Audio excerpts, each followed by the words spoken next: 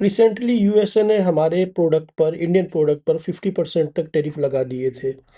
अभी वो 18% हुए हैं, जो डील हुई है रिसेंटली। लेकिन क्या ये बेफिक्री की बात है? नहीं, हमें जो है प्रिपेयर रहना चाहिए।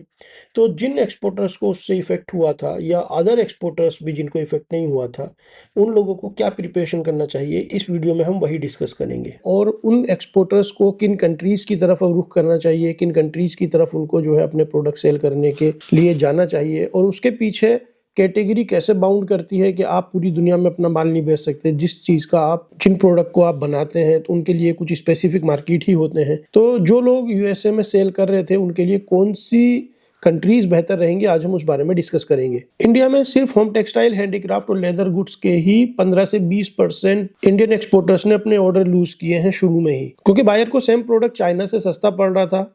टैरिफ लगने के बाद उसको लैंडेड जो कॉस्ट है वो बहुत ज्यादा महंगी पड़ रही थी अपने देश में। अगर आपको लैंडेड का मतलब नहीं पता है तो कमेंट कीजिए, हम वहां पर आपको एक्सप्लेन कर देंगे। इंडिया का लगभग 18 से 20% एक्सपोर्ट जो है वो यूएस मार्केट से आता है, लेकिन रियलिटी यह है कि 60% से ज्यादा छोटे व्यापारी, छोटे एक्सपोर्टर्स सिर्फ यूएसए पर डिपेंड करते हैं। और इसमें एक अजीब बात है कि जब टैरिफ बढ़ता है ना, तो कस्टमर अपना सप्लायर चेंज नहीं करता, वो कंट्री ही चेंज कर देता है, क्योंकि पूरी कंट्री पर उसका इंपैक्ट आता है। टैरिफ का इंपैक्ट ये हुआ कि लोगों ने अपने ऑर्डर लूज किए, जो ऑर्डर चल रहे थे उनको बायर्स ने छोड़ दिया, उनका कैपिटल फंस गया बेचारों का, और काफी एक्सपोर्टर्स की अपनी फैक्ट्रीज बंद करने की नौबत आ गई। तो ऐसी सूरत में सवाल ये उठता है कि नए एक्सपोर्टर्स को और जो एग्जिस्टिंग एक्सपोर्टर्स हैं, जिनको इम्पेक्ट किया है टैरिफ ने, उनको किस तरफ का रुख करना चाहिए। तो चलिए इसी बात को समझते हैं कि कौन से मार्केट्स इंडियन एक्सपोर्टर्स के लिए रियल अपॉर्चुनिटीज बन सकते हैं। तो सबसे पहले तो मैं राय दूंगा यूरोप की। यूरोपियन कंट्रीज, चूंकि टेस्ट जो है वो लगभग लगभग यूएस जैसा ही है, तो यहाँ पे सबसे बड़ी बात ये आती है कि अगर आप यूएस मार्केट के लिए प्रोडक्ट बना रहे थे ऑलरेडी और वहां पर एक्सपोर्ट कर रहे थे, तो आपका मिडिल ईस्ट में बेचना उन प्रोडक्ट को नामुमकिन सा है लगभग। ना अफ्रीका में वो बिकेंगे क्योंकि कॉस्टली होते हैं। इसीलिए आपको ऐसा ही कोई मार्केट चाहिए जहां पर आपके प्रोडक्ट की सही कीमत भी मिल सके और वो टेस्ट भी आपका जो है मैच करता हो वहां के कस्टमर से, वहां के जो रिटेल बायर हैं उनसे। तो यूरोपियन मार्केट में क्वालिटी जो है वहाँ का कस्टमर ढूंढता है, वो क्वालिटी प्रोडक्ट को पसंद करता है।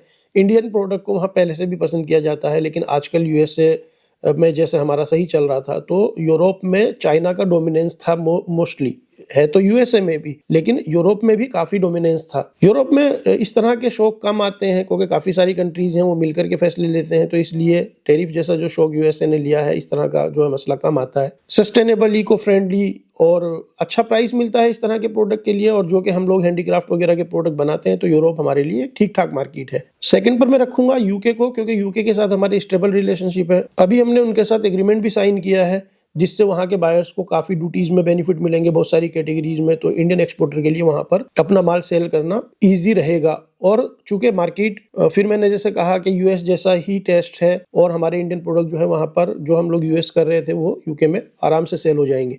प्राइस भी अच्छा मिलता है क्योंकि उनकी करेंसी भी काफी मजबूत है। यूके के बायर जो है लॉन्ग टर्म रिलेशनशिप को प्रीफर करते हैं, तो ये और अच्छी बात है हमारे लिए। छोटी क्वांटिटी में, जैसे एमएसएमई का पे ज्यादा फर्क पड़ा है, तो छोटी क्वांटिटी, स्मॉल ऑर्डर्स भी वहां से आराम से मिल जाते हैं। इंडिया के प्रोडक्ट को कल्चरल एक्सेप्टेंस भी है वहां पर। Home textile, leather, handicraft product के लिए ये मार्केट अच्छा है। और कम्युनिकेशन जैसा कि इंग्लिश ही है, यूएस में इंग्लिश है तो यूके में भी इंग्लिश है, तो उसकी वजह से भी कोई ज्यादा डिफरेंस नहीं नजर आता है। हाँ, यूएस का मार्केट साइज बहुत बड़ा है, तो वो डिफरेंस तो रहेगा। मिडिल ईस्ट को आप टारगेट कर सकते हैं, क्योंकि वहां से बहुत सारे आसपास की कंट्री जो है, 50 से भी ज्यादा कंट्रीज यूएई वगैरह से, कतर से जो है इंपोर्ट करती हैं प्रोडक्ट। तो आप यूएई को अपना बेस बना सकते हैं अगर आपके पास वहां पर अपना कोई सेटअप है, या किसी के साथ मिलकर अगर आप काम कर सकते हैं। तो प्राइस कॉन्शियस मार्केट है, लेकिन बायर रिपीट रहता है। बहुत अच्छी क्वांटिटीज वहां से बिकती हैं, क्योंकि काफी सारी कंट्रीज यहाँ से बाय करती हैं। लॉजिस्टिक बहुत इजी है, पास में है, और पेमेंट साइकिल भी रिलेटिवली फास्ट होता है, क्योंकि ऑर्डर आने से लेकर शिपिंग तक और कस्टमर तक माल पहुंचने में टाइम कम लगता है, तो उसकी वजह से इजी हो जाता है। डेकोर आइटम्स के लिए, होम टेक्सटाइल्स के लिए, गारमेंट वगैरह के लिए, फर्नीचर के लिए अच्छा मार्केट है। ऑस्ट्रेलिया और न्यूजीलैंड को भी आप टारगेट कर सकते हो। सेम लगभग वही चीज यहाँ पर भी अप्लाई होती है कि टेस्ट इन लोगों का भी लगभग सेम ही है, जैसे कि यूएस प्रोडक्ट का है। तो आपके लिए जो जिन चीजों पर टैरिफ लगा है यूएसए में, वो चीजें यहाँ पर आप अपना बेच सकते हैं। जापान और साउथ कोरिया बहुत क्वालिटी कॉन्शियस मार्केट है, इनका टेस्ट बिल्कुल डिफरेंट होता है। लेकिन अगर आपके पास मैन्युफैक्चरिंग यूनिट है और आप स्विच कर सकते हैं, तो यहाँ के टेस्ट को समझकर यहाँ पर भी आप अपना एक्सपोर्ट शुरू कर सकते हैं। अच्छे मार्केट है, क्योंकि प्राइस अच्छा देते हैं। अफ्रीकन कंट्रीज को आप टारगेट कर सकते हैं, रिलेटिवली चीप मार्केट है लेकिन क्वांटिटी बहुत है, अगर आप सस्ते प्रोडक्ट बना सकते हैं। लेकिन इसके लिए मैं एक छोटी सी बात कहूंगा कि आप यूएई को टारगेट करें तो अफ्रीकन मार्केट आप अपने आप टारगेट कर सकते हैं, वहां से आपको अफ्रीकन बायर आराम से मिल जाते हैं। इस यूएस के टैरिफ के झटके के बाद मेरी राय ये रहेगी कि 2-3 कंट्रीज या ज्यादा कंट्रीज पर आप रिलाई करें, आप सिर्फ एक कंट्री के पीछे बैठ करके काम मत करें, क्योंकि कुछ भी नहीं पता है कि कब कहां पर क्या जियोपॉलिटिकल मसला आता है और आपको इन सारी चीजों में प्रॉब्लम आती है। अब तक हम एक मार्केट के हिसाब से अगर काम कर रहे थे तो अब हमें अलग अलग मार्केट के हिसाब से अलग अलग टेस्ट के प्रोडक्ट पर काम करना चाहिए, क्योंकि एज एन एक्सपोर्टर आप समझ सकते हैं कि आपको टाइम लगता है चीजों को सेट करने में, टेस्ट को समझने में, प्राइसिंग सेट करने में, कंपटीशन समझने में वहां का, और कस्टमर के टेस्ट को समझने में, कस्टमर की मेंटेलिटी को समझने में। बायर को हमेशा बोलो we are not desperate, we are flexible, हम काम कर सकते हैं। तो यूएस टैरिफ को वार्निंग के हिसाब से लीजिए, इसको आप प्रॉब्लम के पॉइंट ऑफ व्यू से मत लीजिए, जिससे कि आपको काम करना इजी रहे आगे। वीडियो आपको कैसा लगा मुझे कमेंट करके जरूर बताएं। अगर और कोई जानकारी चाहिए तो मुझे एक्सपोर्ट कमेंट करें नीचे, और लाइक करें, सब्सक्राइब करें चैनल को। एक्सपोर्टर हैं और आपको हेल्प चाहिए होती है तो हमारे चैनल के साथ जुड़िए। एक्सपोर्ट करना चाहते हैं तो भी आप जुड़ सकते हैं। Thank you very much.